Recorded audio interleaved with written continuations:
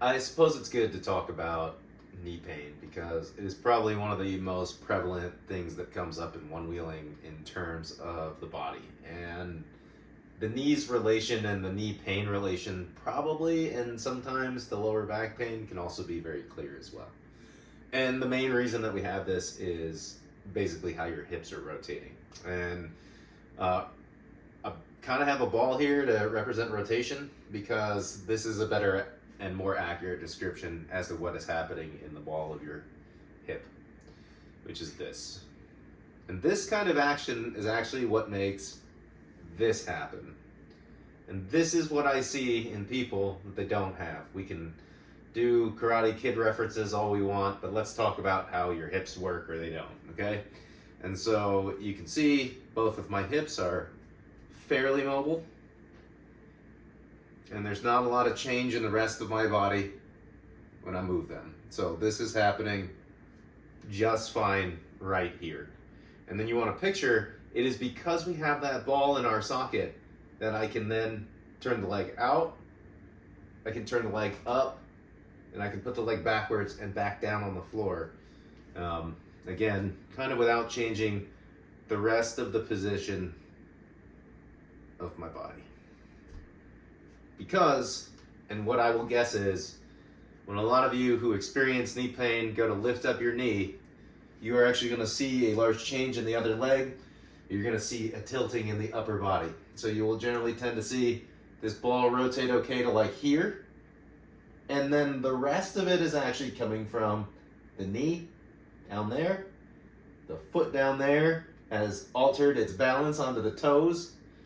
And my shoulders have leaned back in compensation. And this is also how you will see a lot of people ride their one wheel. Like this. And I'm not saying that it's wrong to ride your one wheel like that, because you totally can. But that is causing a lot of this to happen here. And we don't want that to happen here. We want it to happen right here at the ball of your hip where it's supposed to happen. The other thing to remember is you got different parts of your hip. The hip is a weird place, and I think it's a bad description of what it is. Your hip is really, really important. I think it'd be better to call it your pelvis instead of your hip, because that would be more accurate. Your pelvis is up here, but we refer to these as your hip bones. Okay? Your leg bone, your humerus, comes into your pelvis right here, your hip bone right here. We also call that the hip. Call that the hip joint.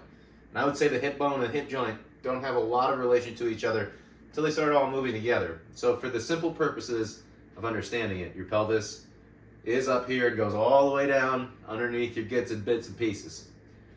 And your leg bones fit into that pelvis, and then they do this, or they're supposed to. And if they don't do this, I can promise you stuff down here does do that for you.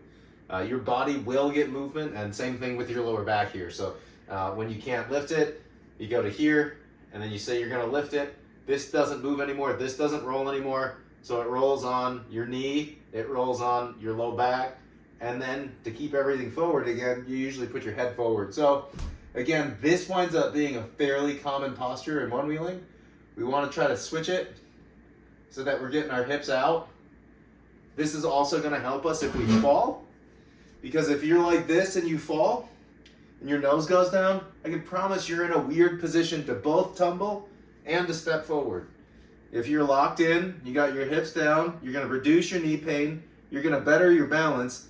People won't be standing there like this, like they're holding two heavy bags of groceries. That's happening because of that same idea where you can't get the stability from kind of your waist down. So your upper half is really tends to give you that stability.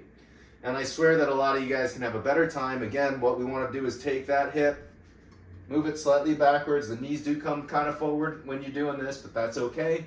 Everything drops straight down, and you're in a far more comfortable position then to step forward if you have a nosedive or to handle yourself if you have a fall. So this is very good injury prevention on top of ride enhancement, on top of knee pain reduction.